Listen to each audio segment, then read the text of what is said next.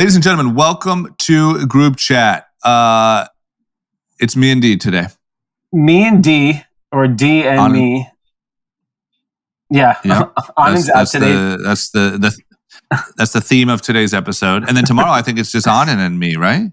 Yeah, it might be. Yeah, I'm traveling. That's right.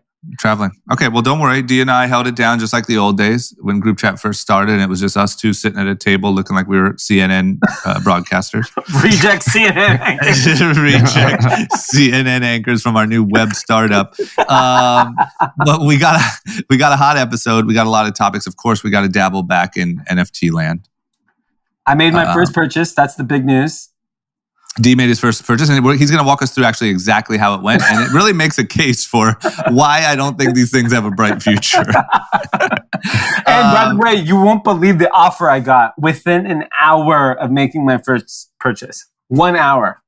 That's how hot NFTs are. That's how hot it is. And more importantly, if you listen to the podcast, you might have known Drama from his reality show days. Yeah. But the amount of fame he's gained in the last 24 hours is something we've never seen before. Yeah, I think it might be time for me to retire from podcasting. I have a new career path because things are really popping off right now. They're really, things are going really well for me. And yes. We're going to talk about it. I have a new business idea too, actually. You ready, Dee? Yes. Let's do it. Cash. Ladies and gentlemen, Group Chat.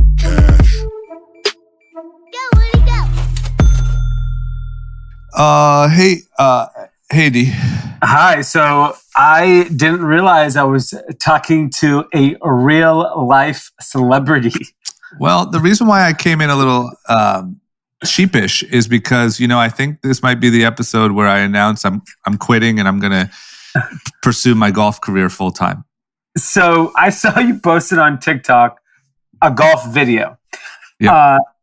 And I didn't think anything of it. I just, if I watch TikTok, it's like at night, I'm not really paying attention. I don't have the sound on. Yeah. I see, okay, cool, whatever, your golf swing. Yeah. The morning I wake up, I'm tagged in a video and I get probably sent it 50 times from some, what is it? It's a golf account. Yeah, it's called Zyre or Zier Golf. It's literally like the cool, memey, like barstooly golf account for golf, praying for exit. It's like that. I think it's the biggest one of that. So I get that, and I watched the video again, and then I didn't realize you just shanked the ball. Shanked it real bad. And it's now been replayed on many golf meme pages, not just that one. It's being reposted everywhere. So you're effectively a golf meme. I'm a golf meme. And, they say any press is good press. I'm not so sure because I've also been getting messages and they're not all very nice. And I'm not really sure where to take it. But I think this is definitely, I was telling you before we started recording, this feels like, I said this feels like when we post like a hot new episode of TV came out years ago. Maybe I got ran over by a bull in a bull ring or something, but probably more. It really shows you the power of the internet. Because everyone that I know, everyone that I don't know, but ancillary is in my DMs. Check it out. Everyone's giving me tips. Everyone's telling me my club's too short. I don't know if it is or not. It could be. I'm not sure. My golf, the guy who gives me lessons saw it, which is probably terrible for him. You should get a refund from what I saw. Your work just went viral for the wrong reasons. And so he gave me a full audio clip of what I did wrong. But yeah, I haven't probably had this many impressions in a decade. So to be fair, it's probably in the maybe even tens of millions once it's reposted and shared. Yeah. Yeah, and here's what happened. So we were playing at this fancy course, and I had been hitting those short shots really well all day, and everyone was commenting like, "Wow, your driver sucks, but you have this unique ability with the short chip shots." And so on the last one, Atlas, who are you playing with? That was Atlas. Okay. Yeah. And Atlas sneakily filmed it because he's like, yo, I want to get this amazing, I want this for you, because golf content is what it's all about. And I and I shanked it like never before. And then, but there was this, there's that audio that I used where it's a Tiger Woods audio. And that was like, I saw that was trending on TikTok. And so I saved that like weeks ago, knowing I was going to have a shitty shot that would have been perfect. So Alice was like, oh, sorry, man. I'll delete that. And I'm like, no, send it to me. I have the perfect video.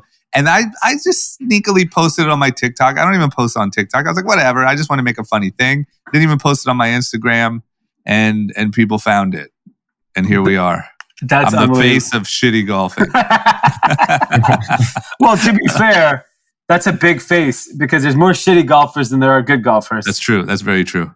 That's very, very true. So, yeah, I mean, I feel like I have a new path. I've been talking about golf now for a few months, and I don't know really what happens here. I don't think anyone wants to sponsor the shitty guy.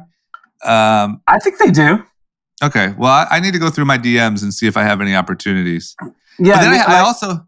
Well, go ahead. What were you going to say? I would say, like, I'm sure like a shitty golf club manufacturer. Yeah, you're right. Maybe like some shitty balls. Shitty balls by Drama. That's a great collab. Oh, man. Maybe I'll do like the little shit emoji on some balls and make shitty balls. Or just make them brown.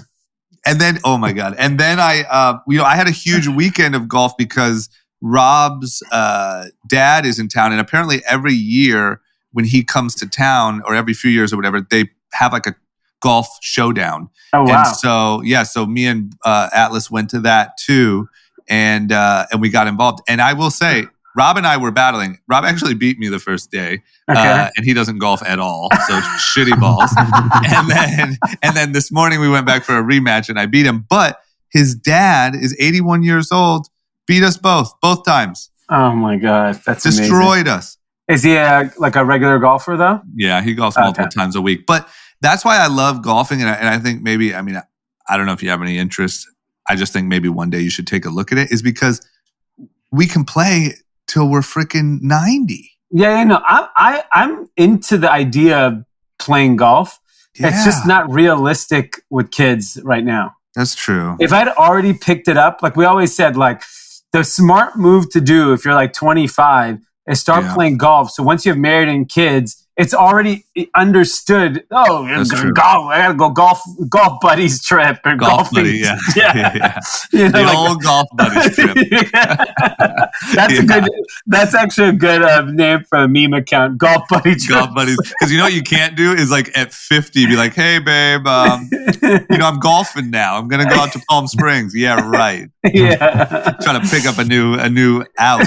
Yeah, exactly. Yeah, but it is cool that like it's the one thing that I do that like I really feel like I'll be able to keep doing it and competing, with my friends until I'm 90. Yeah, I mean, like my father-in-law, both my father and mother-in-law play pretty religiously. Yeah. And it is their life. Like their friends are the people at their country club. They travel everywhere together. I get it. I'm all about it. I think it would be fun. I'm probably a decade away. Yeah, I think maybe you get like you could get a little backyard setup with a net. Yeah, and just like when you're on the phone and stuff, just be kind of hitting balls into the net. Maybe if you did that for a decade, you'd soar right into 50, just fucking ready to go. Like watch, I show up the first day at 50 years old. Yes. Everyone's like, man, have you ever played? I'm like, no, I've been chipping balls in my backyard for a fucking decade. I'm into that. I really think you could do that. And I think it would be huge. Maybe I'll get a putting green. I could do a putting green. Yeah, I think you'd be good at putting. Because the other thing too, since we are a business show here, is apparently, like I now notice because I'm dabbling in it, but like golf is like the hottest thing ever. Yeah. And obviously like COVID was like the best thing in the world that could have happened to golf. I feel like there's all these like smaller kind of struggling golf brands that are like having record numbers and record attention and like, you know what I mean? You really... Yeah. Like, I didn't really realize until I tapped into this weird world of like cool golfers. Well, yeah, also I think the pandemic accelerated it. Like people probably my age or younger who never played golf, they just needed something to do. And then they found the sport. The real challenging thing is like you hit this like perfect storm, kind of similar to what happened with gaming and crypto and NFT. But since those are built by technology companies, they evolve so fast, and now they're part of mainstream. Like there's golf tournaments every weekend. Nothing has changed. It just shows you like the missed opportunity. Like they should just let, like, I don't know who's a cool young like golfer that is not professional, that's all on Instagram talking about golf all day.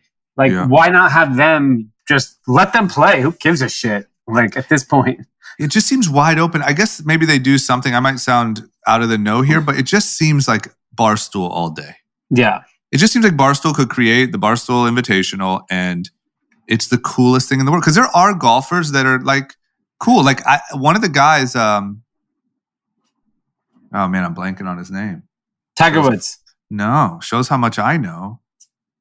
Anyway, Brooks Koepka. Yeah. Like over the weekend, there was a big tournament, FedEx tournament, and he wore like the Drake Nocta Nike turtleneck, and Drake posted it, and it was like a cool moment. Like there is cool golfers, but like the sport itself is just so old and uptight. But we already talked about it. It just seems wide open for some disruption. Yeah, agreed with that. Okay, well maybe I'll be the one to do it. Shitty Balls Invitational Shitty by balls. Drama. All the balls are brown, and they're really hard to find. Okay, you ready to talk about the real news? Yeah. I mean, thank God we were locked in history as correct, because it looks like Drake is about to just smash Kanye. Anand made a bold prediction, so I'll give him credit here. He said 2x Kanye West. Yep. And we're not quite there, but we may get there by the end of the week. I think he's on the road. Kanye did what, 327,000 or 350,000? Like let's say 350. Like that's the equivalent of record sales in a week with streams. Yeah. Drake is projected at 625,000. And Drake beat the Apple and Spotify first day biggest streams ever in one day. Did you listen to the whole album? I did. Do you want my honest opinion? Yes. Kind of lackluster. So I think everyone was looking for like some big banger songs, but it was an easy listen. Like I've listened to it probably 5-6 times, the entire album. Yep. It's just like an easy Drake. It's like he checks all the boxes. It's like, so here's my full review is totally agree with you. I still really like it. I'm a big Drake fan. I like the songs. I really do. I still think it's better than Kanye, but it lacks that like Drake thing, you know, like he's always for the last, I guess forever, like for the last 15 years or however long he's been around, he's always had like 0 to 100 and God's Plan and like these big moments. This time you had I'm Too Sexy for My Shirt. Yeah. And like it was cool. It was funny. The video was funny, but it just didn't hit that hard. You know why? The last 18 months, we had a pandemic. We had, social justice protests, all these things. And Drake as an artist doesn't want to talk about those things, right? Like he's not a political guy, so he's not going to address it. He's not a controversial person, so he's not going to address it. And the problem is any artist that comes out and just puts out great music, I don't know if that's enough to like, sure, it's enough to break all your records and still, 600,000, whatever, is probably a huge opening week still. Mm-hmm. But he's not making like a lasting cultural artistic impact with this album. Which is he doesn't play that game, which is fine. He doesn't need to. I feel like he needs to start. This is not necessarily like social justice or whatever his thing is, but so to be clear, yeah, you're right. Like 600 whatever thousand is insane in today's day and age. Those are crazy numbers. It just makes me feel like if he would have had something like big, it would have been 1 million. Like I feel like the world was waiting on Drake for so long. It shows how big of an absolute superstar he is. And also the thing you said about where there was no teasers, there was no singles. It was just everyone's been waiting on this Drake drop. But I kind of felt a little bit like he needs to evolve. Yeah. He's still talking about the same topics of, it's the same Drake topics. And I just feel like, like Jay-Z, even you can hear in his verses and stuff, like he evolved so well. Nas is evolving so well. And I feel like once you get to that like 36, you're pushing 40, like you gotta switch up the content a little bit. So I think I agree, but rap I mean, music and rap in general is a young person's sport. Yeah. And Jay-Z, yes, he's evolved really nicely. So has Nas. But they don't get Drake streams. They don't get Drake accolades, right? Because if you evolve too much, you kind of leave behind that younger person. But they also never did. Like, what if Drake could be the first artist? I'm not saying he has to go straight to rapping about Basquiat's and like caviar. Taxes. Avoiding taxes in Puerto Rico. But like, I don't know. It just seems like he's doing the same shit. And they were never as big as he is. And eventually it's going to catch you, right? So eventually Drake's going to be 42 and he can't still be talking about like the, texting LOLs and, Drake stuff. Yeah. But I also feel that way about Kanye, to be honest. There was a lot of like Kanye things that just seemed very like immature. Like a lot of, like, if I text you WYD, you better text back IMY. It's just like, wait a minute. Are you 47? How old are you? Anyway, but that's my look. And I want to be careful that I'm not like I love it. I've been listening to it all weekend. Like I said, it's good, but like that's the one thing that surprised me. I think that's why the music resonates with so many people. Yeah. Is that it's not trying to be anything more than entertainment. And yes, artistically you can evolve, but you may lose people if you evolve too much, right? Like young kids today don't listen to Jay-Z. They don't care what he has to say. And he's okay with that. And he's very successful. He's moved on with his life.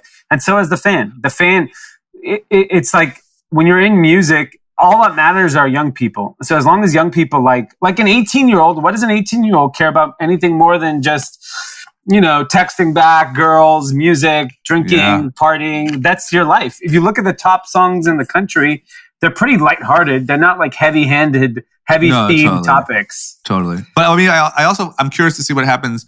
Kendrick has that feature on the Baby Keem song that just came out. Feature's really good. The whole song's really good. And then Kendrick just like registered like 10 new songs with ASCAP. That was like all the buzz over the weekend. Wow. So I feel like Kendrick, you're gonna get that stuff. And obviously he's a different brand. People look to Kendrick for that. But I'm curious what that type of thing does. Because it's really different. To me, that's very different than Kanye's different than Drake, who's different than Kendrick. They're all three very different like approaches. Yeah. All right. But man, I'll say in the end, we all won because the whole little beef, the whole little back and forth created a great weekend of music. Great week of music. Yeah, it's great. It's amazing. And like me being an old man, I'm still excited about rap albums. It's pretty fun. Yeah. Yeah, good for us. Okay, let's get into some real stuff. Unemployment. Yep. Which kicked in heavy for COVID. Yep. Is up. Is it really up, or is this where like Biden comes in and says, "Nah, we're extending that shit," or like what are we looking like here? So we'll have to see, but a lot of the additional unemployment insurance is up. Unemployment benefits for 7 million people who are out of work by COVID will end on Monday after 18 months. A lot of businesses feel this is the reason why we have a labor shortage, because the payments were too high. And so I think this next 30 days will be very telling what the job market looks like. Look, in anticipation of these benefits rolling off, the August job report wasn't good. Like, it's not like a ton of people went and got hired in August. So I don't know. It's a house of cards. Yeah. And so only 235,000 new jobs were recorded, and that was considered disappointing. And now people were, Morgan Stanley now predicts the economy will grow annually by just 2.9%, down from 6.5% earlier this year. So this is, none of this data is good. So people, the benefits are over, jobs are not being taken, and what's going to happen next? What are we about to witness? And at the same time, like, all the craziness we've been talking about like NFTs and like that's the craziest thing to me is those two stories happening simultaneously. Because I cannot help but feel like that what you're explaining feels like something could collapse. Yeah, and the thing is like, or do we just have to hold tight? Yes, we'll have some short-term pain, but it will force people to go back to work. Look, I understand there's the young cohort of people that have evolved in the way they make money, but these are like, these young people who are making money off crypto or gaming or NFTs, they're really fucking smart. They're not the same person as like the laborer, construction worker, in the South that was like, it's actually easier for me to just stay home where I risk my health for, a couple extra more dollars. And so I think what happens is there's a lot of short-term pain, specifically in these low-wage workers. And I assume people want to go back to work and start making a living at some point. And the federal government is going to have to like figure out. The problem is if you support them indefinitely, we know what that leads to. If you don't support them, you become unpopular. Joe Biden at the moment is not a popular guy. I don't know if you heard this. College football games this weekend, like, the more conservative states, so some of the games, the chants were "fuck Joe Biden." Why? Based on what? They want to say it's because of Afghanistan. How does that even start at a college football game? Yeah, if I'm a Republican operative, I start going to big stadiums and try to get people to chant it. Yeah, you're right. You're right. There's a good, I saw, if it was real or I don't know, but on TikTok I saw a Trump ad. Did you see that? There was just like a highlight reel of like Biden stuttering and then like Afghanistan guys falling from airplanes and then fuck you, Joe Biden. Like people like in Afghanistan screaming, fuck you, Joe Biden. Like it was crazy. And then at the end it said like, save America, Donald Trump. Like it was wild, but it looked effective.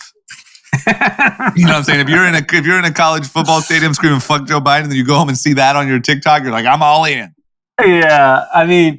So I think politically Joe Biden has to decide, what's more important, because if you want to get reelected, you keep doling out money. Like Gavin Newsom has a recall coming up in California as our governor. There's a lot of money still being handed out in California. So he's probably going to be fine. So, I'm curious to see what happens. I haven't been following all the political stuff all too closely, but I am very interested and concerned with all these unemployment benefits rolling off. What happens next? Do these people who have not worked in 18 months, there are jobs out there, just not the job you want. Or you have to make that decision for yourself. And the problem is like, I see it every time we post anything on TikTok or social media about work from home. But there's a number of people in America, and I would say it's a good portion. I don't want to say majority, but a lot of people that feel that corporate America has taken advantage of employees for far too long. Yeah. And so if that's your mindset going into this, how do you ever recalibrate going back to work? Well, that's the problem. I think part of the problem why I mentioned like the NFT thing is because I think that once, like to your point, once you get so used to not working or, whatever, making all this unemployment stuff, I think it's really, really hard to accept you got to go back to work at some shitty job. Like, I think that that's a rough thing to swallow. And I also think that in the meantime, you're seeing online all of this crazy news about how rich people are getting. Yeah. And that just makes you hate it all even more. Yeah. Yeah. You're probably right. Especially when you read about, if you're the casual person reading about NFTs and you're like unemployment benefits are rolling off today. Yeah. You probably have some, big things to overcome. We have a tweet here. So let's just say it's Monday. It's the end of your unemployment. You got to think about going back to a job you absolutely hate. And here you read a tweet like the one from Darren Rovell that says, someone bought CryptoPunk number 6275 on Saturday afternoon for $3.91 million. Already insane. 6 hours and 26 minutes later, it was resold for $5.14 million, which means that every minute it was held, it increased in value by more than $3,000. So I, Jim, am headed back to work tomorrow, and I just learned that some little fuckface made my month's salary every minute for holding a pixelated guy with a mohawk. I mean, if you read that, so I have a friend that I haven't talked to in a very long time, and she lived in India, she lived in Southeast Asia, and she basically was off the grid for like over a decade. And I think in the last year she came home, and I haven't spoken to her, so I don't know.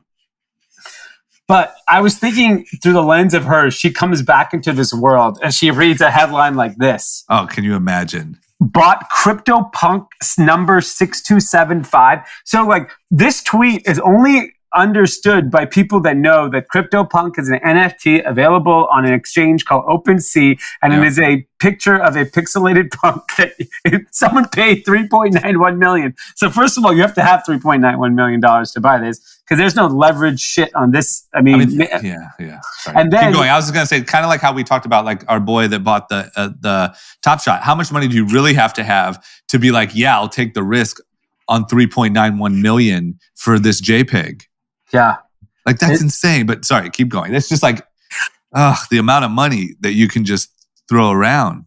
Yeah. And then you look at like what he sold it for, or he or she sold it for at $5.14 million, just making a staggering over $1 million in 6 hours.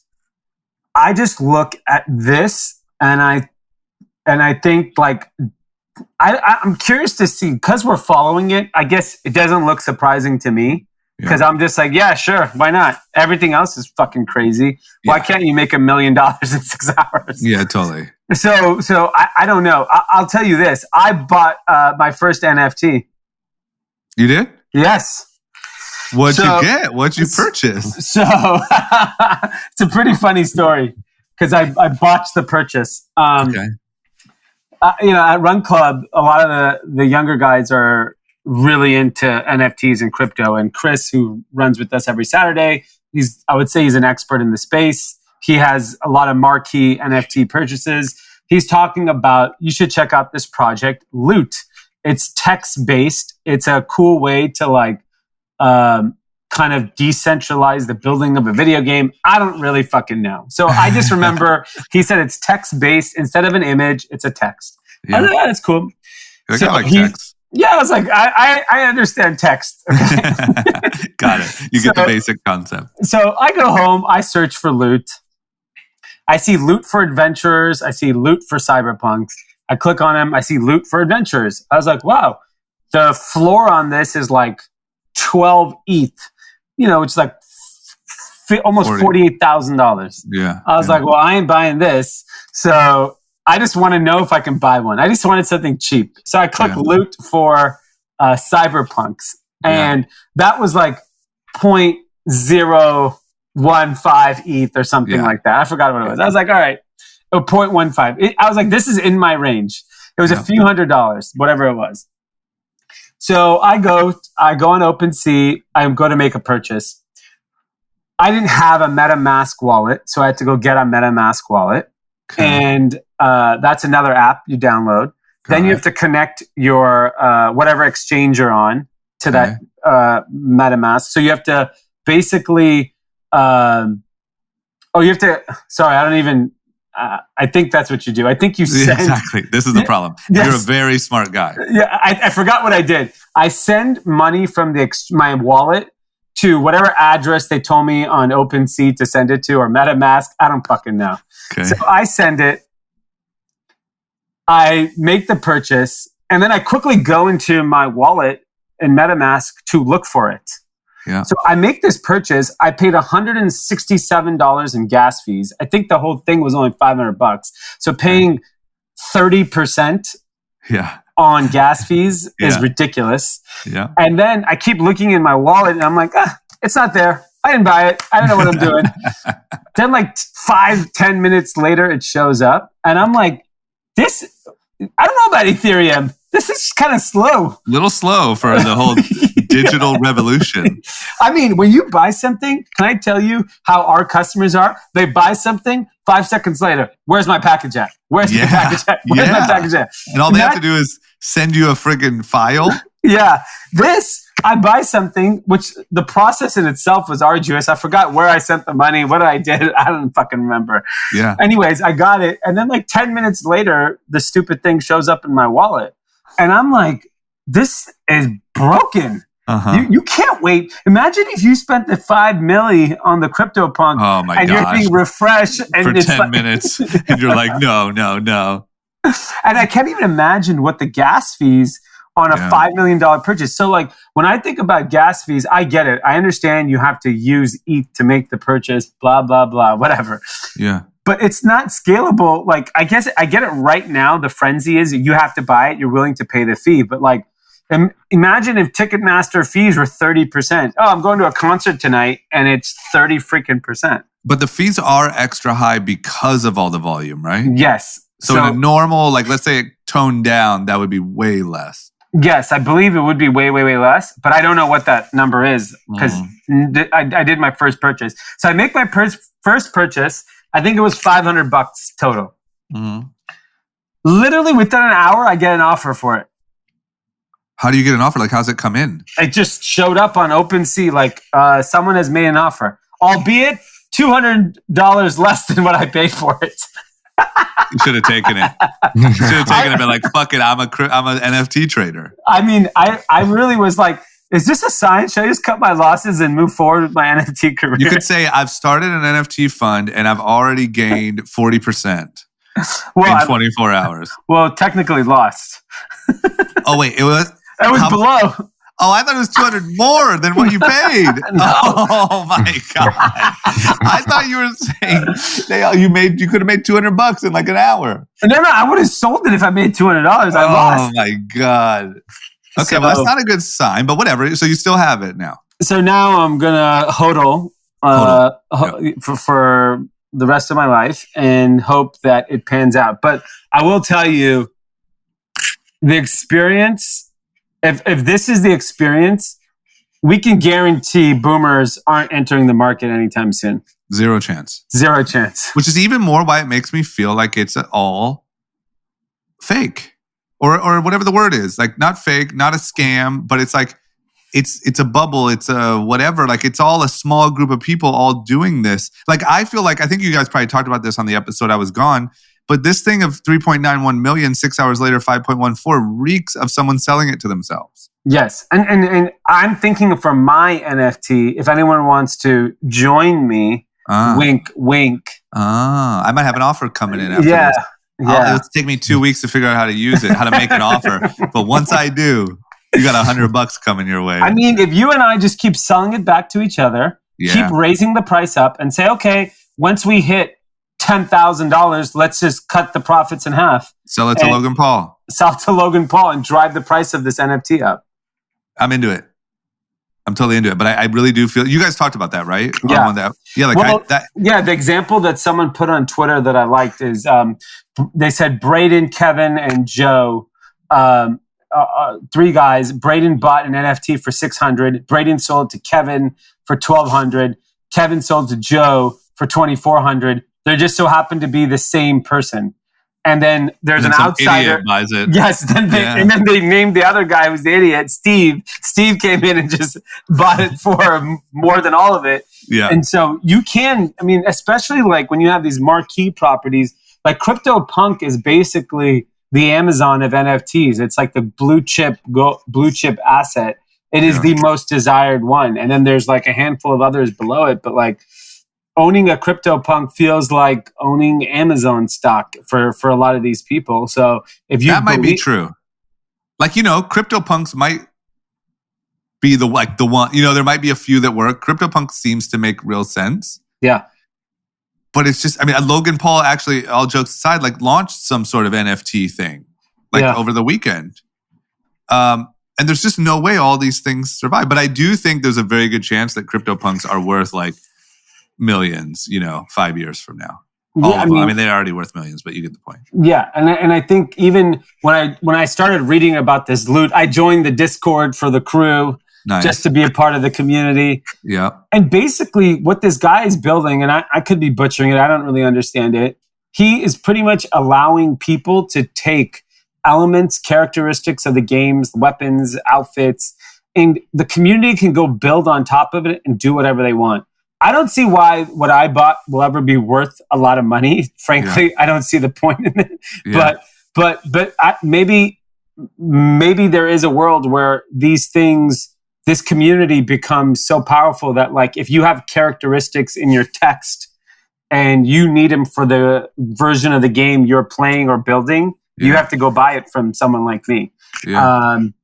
But I don't. It's fascinating. I mean, just sitting in the Discord, just watching these people talk is like, it's another language, another planet. Like, you want to go to space, go to Discord. That's like going to space. I mean, has there ever been a time? So if you think about, like, people literally going to space, people millions of dollars trading in this thing that people don't understand, and then people like really upset because their unemployment is up and they have to go back to their construction job. Has there ever been that much of a, like, different worlds in America? Yeah, and the thing is like, when we talk about, like, I think maybe at the 2 years ago, we were encouraging folks who listen to the podcast to go, who are not happy with their career choice, to go and learn engineering, computer science, these types of traits. And we've gotten a message from a lot of people who have went and done that. And now they're participating in this economy. Yeah. And it's going to go so fast, even faster. I think, Anand and I, we talked about how the last 10 years was like the most wealth creation we've ever seen as a globe, as a country. Yeah. The next 10 years is going to be even more nuts because look what's happening. There's people that are buying, like, CryptoPunks for free. You just had to know about it. Yeah. I heard that one of our friends, I'm going to look into it. I heard that someone we know has a lot of CryptoPunks that he got for free. Wow. That are worth like $30 million.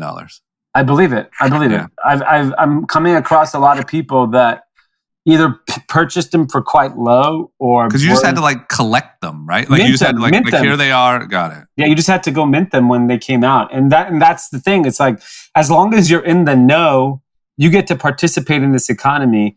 And then all the wealthy people will pay money to catch up. So there's in the Sotheby's auction that we talked about last week, the Bored Ape Yacht Club NFT right now is at $19 million. Oh my God. But there's like 10,000 of those things. I'm so confused. Okay, because the argument that people always make to me when I say, well, there's 10,000, they're like, well, there's 8 billion people on the earth and so many smartphones and only this many people. That's what Anand says. Yes. Anand's that guy.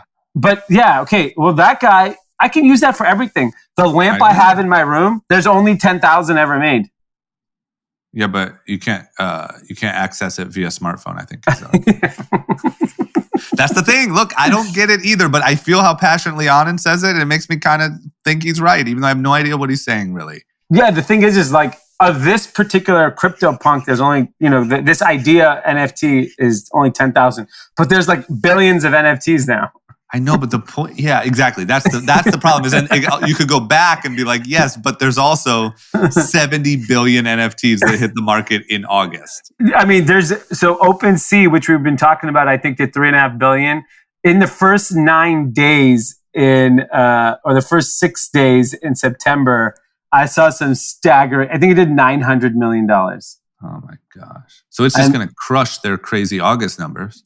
Oh yeah, I mean, like, it looks like, and this is a long weekend, right? Like, this isn't a 904 million in 6 days.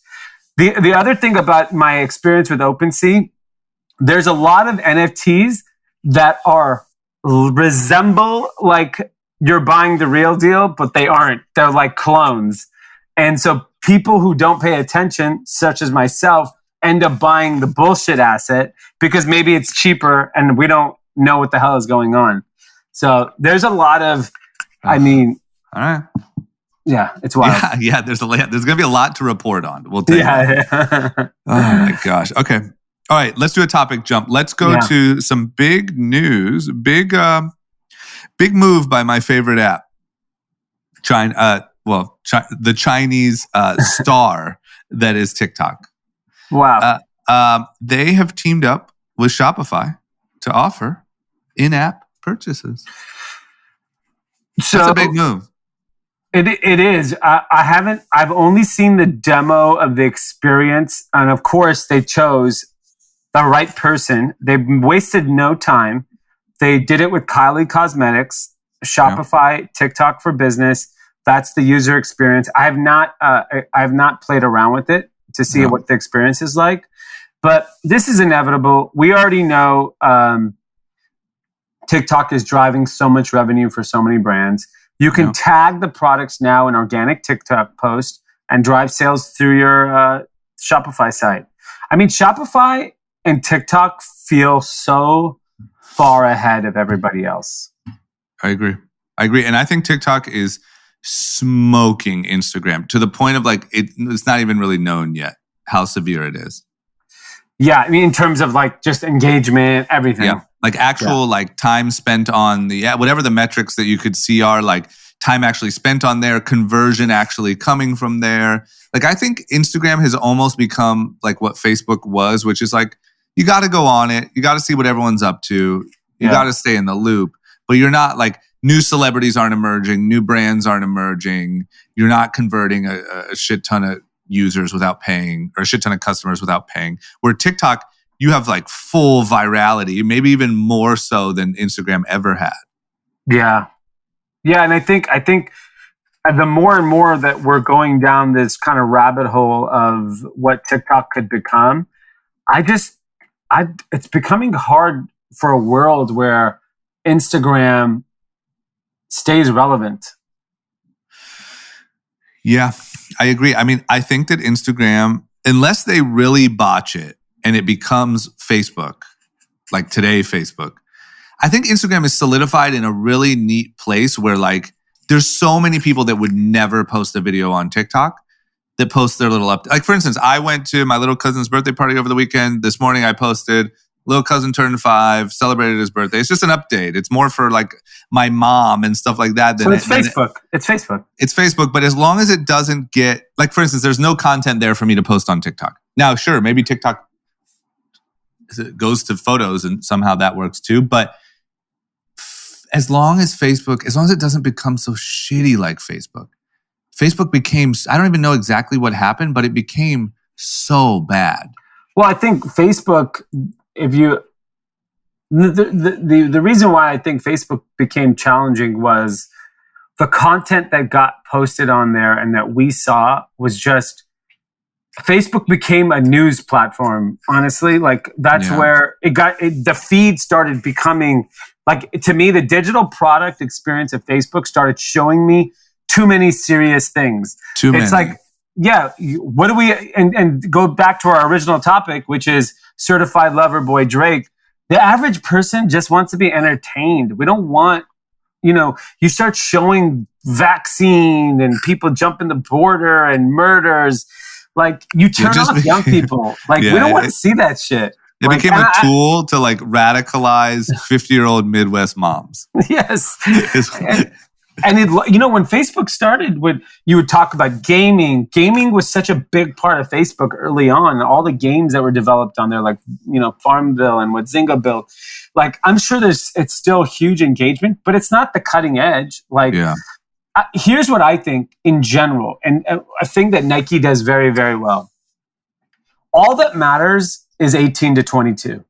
As long as you're relevant to them, everyone else will follow behind. And Nike, and the reason why I like using Nike as an example, which is the most recent current example, is when they tripled down on Colin Kaepernick, everyone's like, who didn't believe in what Colin Kaepernick stood for, was like, I'll never buy Nike again. It's not for me, blah, blah, blah. They went on and ripped record earnings after record revenue growth. And what it tells you is as long as you're relevant to young people, I don't think it's a good idea to age with your customer. And I think Facebook aged with their customer. They're like, we're for everybody. No, I'm old. You should not target me. You should only target young people. All that matters. Give them the newspaper. Yes. Just be like, you want the news? Go get the New York Times. Yeah, I agree. But you know what I also think, to your point, is like maybe Instagram is becoming less like Facebook and almost becoming more like Twitter, in the sense of like, it serves a purpose.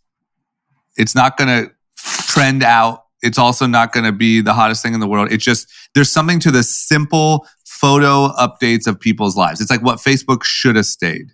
Yeah. Maybe it just lives there. Yeah, which is fine. But then it probably becomes less valuable, because from an advertising standpoint, if you lose the sexiness and the cool kids are not there anymore, then advertisers go where the cool kids are, and they're going to go to TikTok. They're going to go to China. They're going to go to China. It's crazy. But also, I think that there's like advertising money is so behind that people haven't even like the real budgets haven't even realized Instagram's a thing. Yeah. It's very true. And they might have a decade of like shitty ad spend before they really see a slowdown. Yeah, I mean, like Twitter does a shitload in revenue for their ad product, and I've never heard anyone say it's effective. That's the beauty of today's market. You don't even have to be effective, and you're a multi-billion-dollar company. No, because we talk about it. I mean, so a lot of that game on the big budget side is just saying you got the impressions and going golfing. You know what I'm saying? You're like Pepsi's ad guy. You're like, yes, sir, I did my 10 billion impressions. I'm going to go ahead and hit up the PGA West out there. Yeah, I mean, that's always the funny story when people like circulate these decks like postmortem an ad campaign. Yeah. And like, you go spend this. I remember we spent money with like CBS Sports online. This is like 5-6 years ago. They send us a postmortem because you got 4 bazillion impressions. Yeah. Well, I'm like, we got 4 customers, so I'm not spending $20,000 a customer here. Yeah, but if you work at Budweiser, you're like, hell yeah, high five and off to the course. Oh my gosh! So they got a long time. Yes, that's true. What about who might not have a long time? Freaking Instacart, like similar to golf, Instacart just blew up. Obviously during the pandemic. And I just assumed there would probably be a lot of new customers that realize how great Instacart actually is. Yeah. And maybe they wouldn't even see that much of a decline, because who wants to go to a grocery store? Instacart is amazing these days. But that's not what's seeming to be happening. They're having some issues. Yeah, I mean, I think obviously the pandemic explosion of revenue is hard to keep up for a lot of businesses. Yeah. So as that kind of normalizes and it'll continue to grow, there'll still be a huge opportunity there.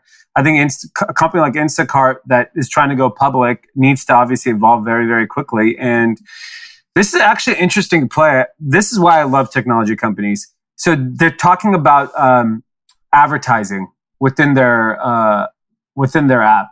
And one of the biggest challenges for an emerging CPG brand, so let's say you make a seltzer water and you're trying to break in, traditional grocery store business is you have to pay slotting fees, you have to support with marketing. That money isn't going anywhere useful, let's be honest. Yeah. It's just going so that the grocery store found a place to make money off brands so that you get shelf space. Yeah. And if Instacart can go to brands, let's say you're this emerging seltzer water brand and you think you have an audience in some, niche category or in a niche part of the country, you can micro target your brand, roll out advertising, and actually probably be pretty effective. So I actually think this is amazing. I think it's going to be very well received by brands. Yeah. I'd have to look at what the digital experience looks like to see how effective it is, but they're going to figure it out. Whereas traditional grocery store collects its fees and really doesn't do shit for the brands. They're just like, we'll put you at the end cap and hopefully people come and buy it. Here, this will actually be a place where maybe brands can put videos and educate the consumer about the products, and hopefully that converts to sales. So I like the direction, and I just like how technology companies are like, well, this isn't growing. They had one probably quarter where they didn't grow like they wanted to, and they're like, fuck this, we got to figure it out now. That's true. Whereas like Macy's, man, I don't know about this internet. I don't know about this internet stuff. They call it an e-com store. I just can't believe that anyone, to be honest, I can't believe that almost anyone would use Instacart and be like, nah, I like going.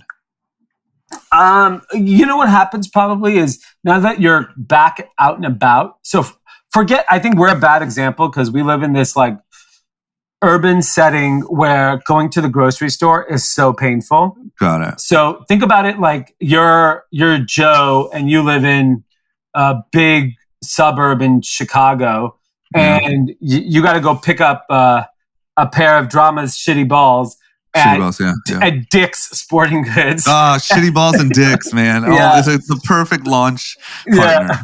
So you're leaving Dick's, and then your wife texts you and says, Joe, we ran out of eggs. Yeah. Joe's just walking over. Hey, Rebecca. Yeah. Fire up the app. It'll be home the same time I will, babe. But no, I agree. And I think like it was our parents, maybe both of our parents agreed that there's something to, I've been to the store with my parents when I go home to visit. They run into 5 people they know. They're socializing. It's like going to Nice Guy for you. Yeah, exactly. And I understand. And I don't think that behavior is changing. I think where we sit, like me going to my local Whole Foods, there's a line on Fairfax to get into the fucking parking lot. That's insane. Insane. That's so crazy. The longest line is Supreme, and then Whole Foods is second. Longest line on Fairfax. No, they're the other longest line which I've ever waited in the car. My son has discovered In-N-Out, Dominic, all this, and he goes, I want In-N-Out. So I'm like, fine. Wow. So we eat dinner at 5:00. Okay, we're not eating dinner at prime time. So at 4:30, we go to the Hollywood In-N-Out. We are literally, I forget. Oh yeah, we're like on Selma. Okay, we're waiting on Selma, which if you don't know, this is a very famous In-N-Out location in Hollywood. It's a solid block down the street. It's around the parking lot, all the way winding around a huge parking lot, out, down one street, and then turn a corner and down another.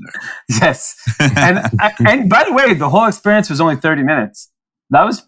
Yeah, they've got it pretty down. Yeah, it's a pretty efficient process. But yeah, I mean, I think like when I think about what Instacart is doing, like it's good. You got to evolve quickly. It's what Amazon proved that once you have the consumer, just got to evolve quick enough. So that they stay engaged. And those I love it for brands. Yeah, I agree with you 100%. And I just think the future of getting your groceries delivered is very bright. I agree with that, yeah.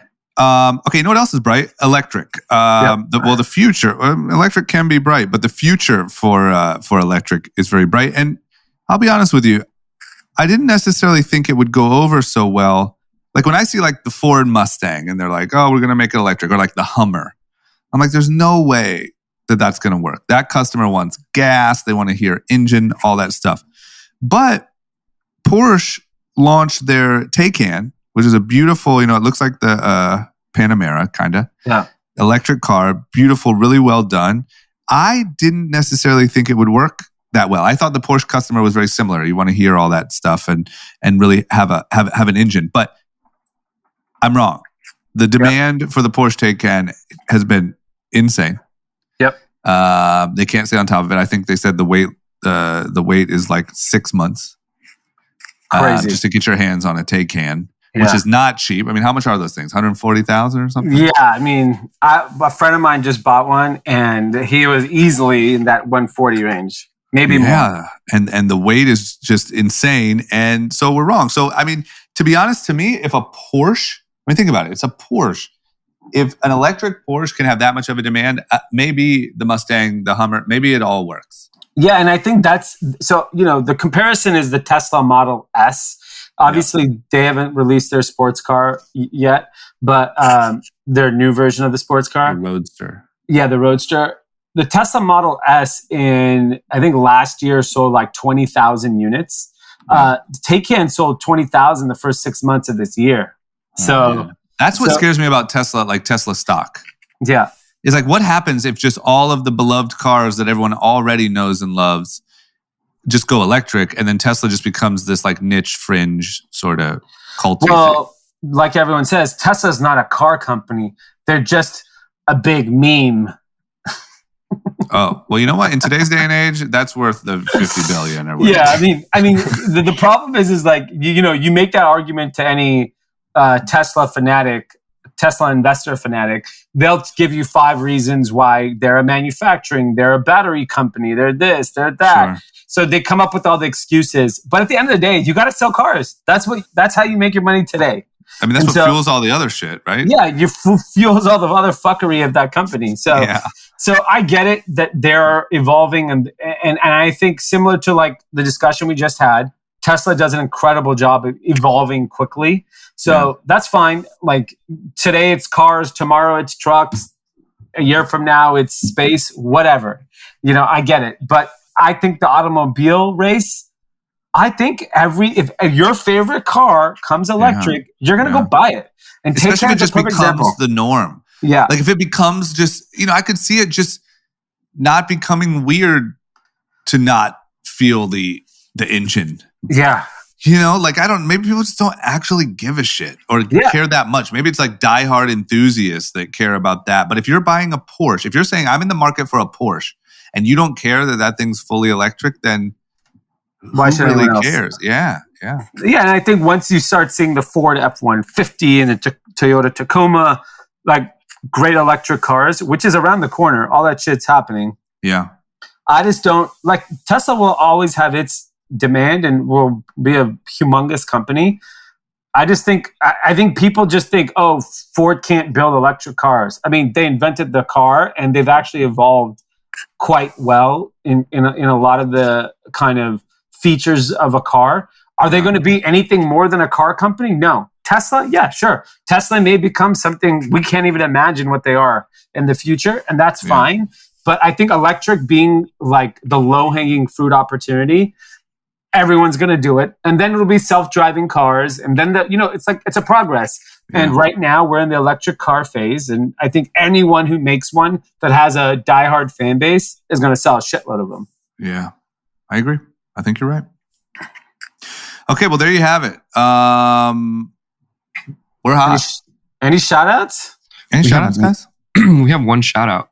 Okay. Just wanted to give a shout-out to Finn McKenty from the Punk Rock MBA. Finn has grown his YouTube channel and podcast to crazy numbers. D was even a guest early on. Yeah. Nice. I remember and he says he continues to help guide and reform hardcore punk kids into more worldly and smarter people with his Discord and Facebook group.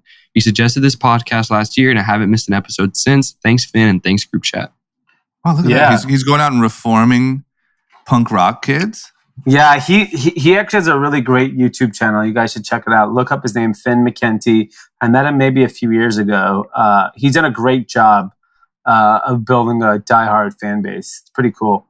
Sounds like punk you could have like MBA. You could have a crypto punk rock MBA. Ooh. Just saying, think about it. Yeah. You could be a billionaire. I have a shout out. I'm going to be in New York this week. Maybe if you see me on the streets, say hi. What the heck? What's going on in New York? I'm going for some Fashion Week stuff, and then I decided to actually take some meetings, and now I'm like full blown. I'm jumping on. I'm going to head up a Revolve event they're doing. Nice. But I wanted to go to New York badly, and I got an opportunity to get a couple of meetings, and I was like, fuck it, I'll go in person. Yeah.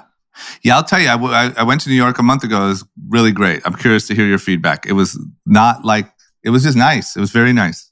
I know, and I double checked. I have my Healthvana vaccine card, not passport. Yep. So I'm ready to go, and I want to flash that bad boy everywhere. Yeah, good stuff, man. You're not scared of the vaccine passport. No. Okay. Well, I still got to get my info worked out because it shows I have one vaccine. Did you hit up Ramen? No, I'm going to literally right after this. Because I'm sure it's in the system that way. And I have to go to New York like the end of the month. I'm going to be banned. Yeah. I'm going to be banned from everywhere. No carbone for you. No. Oh, man. Okay. Well, holler at D if you're in New York. that all we got? That's all we got. Okay. And then, Jason, did you create the Discord yet? I have not created the Discord yet. Can you do that today, please? So we can let all the Kathys know. You don't like getting rich, do you, Jason? For a guy who said he's going to be a millionaire in a year. It's taken him a week to create a Discord. I don't know about this fucking guy. Jason, not looking good. Yeah. I'll make it today. He just went to 5 years. Yeah, I know. 1 week. I assume it takes 14 seconds to make a Discord. I'll make it by the end of the day. I'll make it by the end of the hour. Okay. Or just change your goals, whatever. Yeah. Instead of 2 years, put 20. Yeah, after that is 0.